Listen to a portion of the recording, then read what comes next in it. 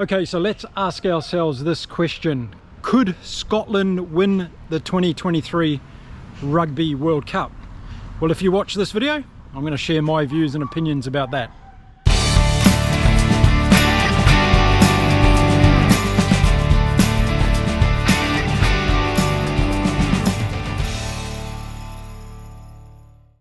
G'day and welcome to beautiful Cancun in Mexico, and welcome to Inside Rugby. My name's Mark and I'm the guy that puts on this show. So please hit the subscribe button if you can.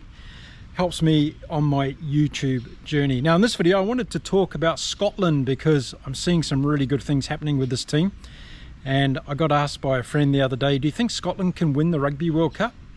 And I thought, well, let's make a video about it and share everybody's opinion. So last weekend, of course, Scotland travelled to France and played against France in St Etienne.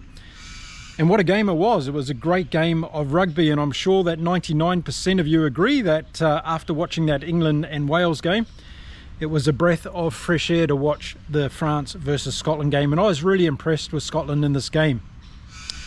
And it started making me think about how far could they actually go in this year's Rugby World Cup. Now, so first of all, I'll say that this Scottish team really excites me on a whole lot of different levels because they're a very different team than we've seen from Scotland over the past decades, and they're playing really good rugby at the moment under Gregor Townsend, who is their coach. So I'm expecting to see good things from them in this Rugby World Cup. How far they can go? Well, so far we've seen Scotland play against France and Italy, and we've seen good games and we've seen different combinations being tried from Scotland. And I think Gregor Townsend's getting to a stage now where he's pretty settled on what his top team's going to be. And let's hope there's no major injuries that come up for Scotland on that journey to the Rugby World Cup. Now they're playing in Pool B, and their main competition is going to be against Ireland and South Africa.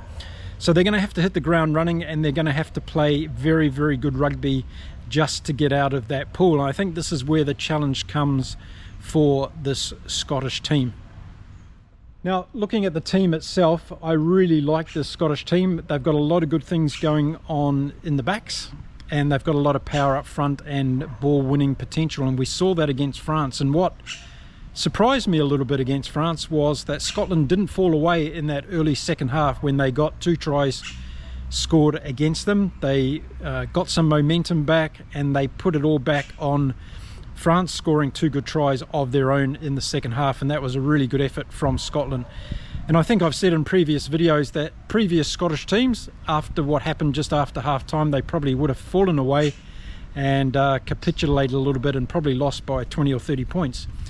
That's not what happens with the Scottish team anymore. They stay in the game, they fight until the 80th minute, and there's a couple of things that are apparent about what's happening with the Scottish team. First of all, their physical ability and stamina is very good, so they can go the 80 minutes, and it was pretty warm and humid in St Etienne in the weekend, and the Scottish boys were not falling over at the end of that game. They still had plenty of running in them, so that was good to see, first of all, because they are going to have to endure similar climatic conditions in France during the World Cup, and it's going to test all the players. So I think that's one of the strengths of this Scottish team as it stands today. The second thing is their mental capacity and their ability to be able to stay in the game. So again, they stuck in that game against France in the second half, and they had the mental resilience to be able to come back and put it to the French. And that's something that we haven't seen a lot of from Scottish teams over the years. So Gregor Townsend's got them really working well on the mental strength and belief, self-belief. And the self-belief comes from the team environment, there's no doubt about it. There's not too many superstars in this Scottish team, but there's a lot of good players. And I think they're using that collective strength, both mentally and physically, to be able to play the kind of rugby that they are at the moment. And that's a very, very powerful combination. And it's something that we're going to see, I think, work very, very well at this Rugby World Cup. Now, looking at the Scottish team overall, the Scottish backline really excites me. I think there's a lot of potential still there that hasn't been untapped yet. So Kinghorn, as I mentioned in previous videos, has really just started to slot into that 15 fullback jersey. And with Stuart Hogg retiring, he's now got an opportunity to really take ownership of that. And I think in a lot of ways the Rugby World Cup this year will be Kinghorn's opportunity to really shine and cement himself in that 15 jersey at the back of the Scottish team. On the wings, they've got try-scoring machines in Stain and in Darcy as well. Darcy Graham, really good player, scoring lots and lots of tries. And then Duhan van der Merwe on the other wing, on the left wing. And you know, there's points there in every game for Scotland if they're able to get the ball out to those guys. And what I like about those guys is they go looking for the ball. Darcy Graham's always busy looking for the ball. Van der Merwe's coming in regularly off that 10-12 combination and making good breaks through the middle of the opposition's defence. And it seems to be working really well. And then inside the wings, we've got Hugh Jones and Tupoloto. And those guys are really getting a good combination going there in the 12 and 13 position. I was very impressed with Jones in the weekend against France. He made some really significant breaks, almost scoring a try, which actually led to the next Scottish try. And he's not a big guy, but he's got that deceptive running style. He can come inside his man quite easily, and expect him to make a lot of breaks and cause some problems in this year's Rugby World Cup. Tupoloto is one of those guys that takes the ball up very strong, turns the ball over quickly, sets up nice distribution for this next phase of play. And I think he still has a lot of growth to come as well. I think I'd like to see him running more with the ball and trying to make breaks of his own, which I think he really has the potential to do. And then there's Finn Russell, and he's the little general, isn't he? Running around from number 10 and controlling the Scottish backs and forwards. And he really had a great game against France, I think, in the weekend. His man management skills were extraordinarily good. Strategic kicking was good. He ran the ball on the occasions where he thought he could give his defensive line a little bit of a rest, and he was very strong all over the pitch. So if Russell maintains this level of play, he's going to help Scotland believing in themselves and also making them go forward. So Ali Price at halfback played well until he went off with a yellow card. He's good and solid, and I think he brings a lot to the Scottish team as well. And then looking at the forwards, I think all throughout the forwards, the Scots have got good set-piece winning players in this team, and that's going to be critical in the World Cup against the big teams. Gilchrist and Gray had good games against France, and again, winning ball from the line-out and being good in the scrummaging times. So we've got Darge, Dempsey and Richie at the back, and they're good as well. Darge scored a good try in the weekend. And again, without them being absolutely outstanding players, the Scottish team's got a good set of players all around. Schoeman played really well in the front row, I thought, in the weekend. He was good in open play as well. And these days, the whole role of the prop has changed, hasn't it? We're seeing props now that are able to run the ball in breakdown situations and got good ball skills. And that's more and more becoming a part of a props play, as well as doing the grunt and heavy work at set piece. So yeah, right across the pitch, Scotland is very impressive, and I think they're going to do some damage in this Rugby World Cup. Can they win the Rugby World Cup in 2023? My answer is no to that one, and I'll tell you why. This is a competition that we're going into, and that means that a team has to win 7 games effectively to get to the final, win the final of the Rugby World Cup. Of course, they don't have to win 7, but it would help them to do that. And with Scotland aiming to get out of their pool, which includes Ireland and South Africa, as I mentioned, then they're going to come up in a quarter-final against either France or the All Blacks.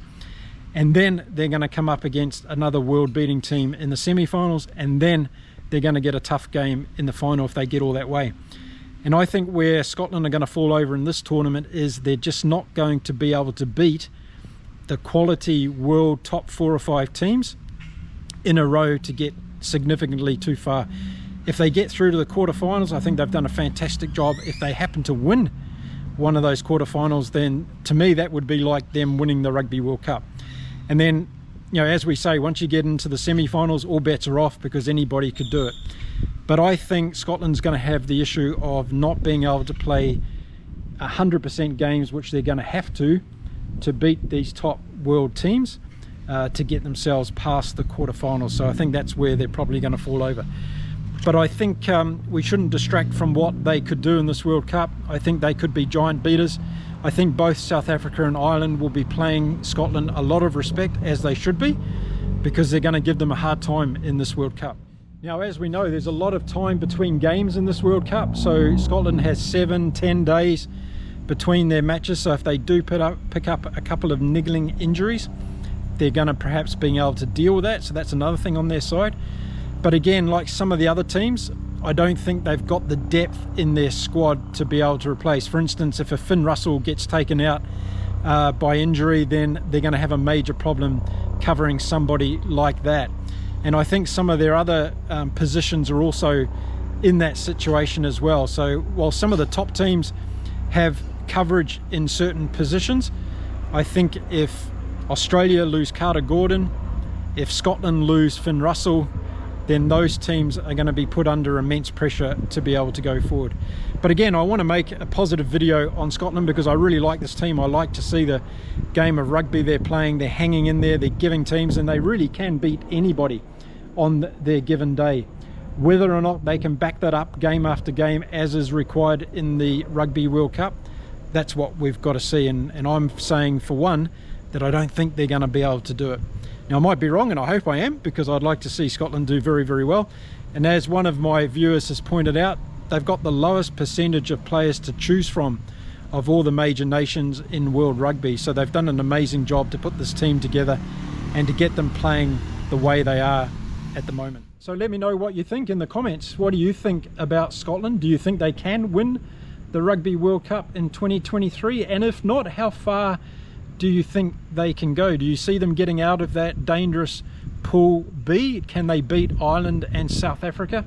And can they take on New Zealand and France and have some confidence in a potential quarter-final run at this year's Rugby World Cup? I'd love to hear your thoughts in the comments. Now, I'm going to be making videos about certain teams as we head further towards the Rugby World Cup. Just give my views on what I think their overall performance is going to be, and I'd love to hear from you as well. So don't forget, hit that subscribe button, that little bell notification, that'll let you know when I'm going to drop a new, or when I have dropped a new video, and you'll be able to check it out. I also have a community tab on this channel where I put polls up from time to time. I'd love you to be part of that, so go over to the community tab right now, check out the latest poll, and have a vote on what you think the outcome of that topic is going to be. Okay, that's it. That's my view on Scotland at this year's Rugby World Cup. I'll be back again soon with another video. Until then, stay well, stay safe everyone, and enjoy your rugby. Bye for now.